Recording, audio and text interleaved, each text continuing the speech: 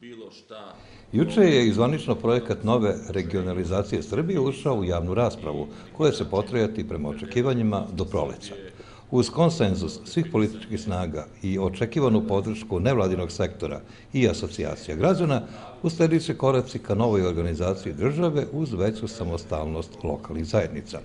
Tim povodom u novootvorenim prostorima G17+, održana je promocija nacrta ovog dokumenta.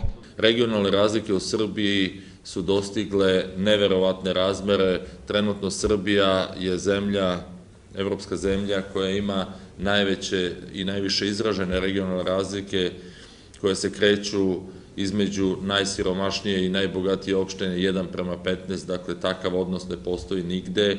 Različiti indikatori razvijenosti govore da neke razlike idu i do 1:20, kada je u pitanju, na primer, stopa nezaposlenosti u centralnoj gradskoj opštini u Beogradu Savski Venac u odnosu na većinu opština juga Srbije, ali i nekih opština ovde u autonomnoj pokrajini Vojvodina. Ukoliko projekat dobije podršku, najpre će se pristupiti izmenama Ustava Srbije, a potom i izrada dokumenta koji će značiti i decentralizaciju politike i vlasti.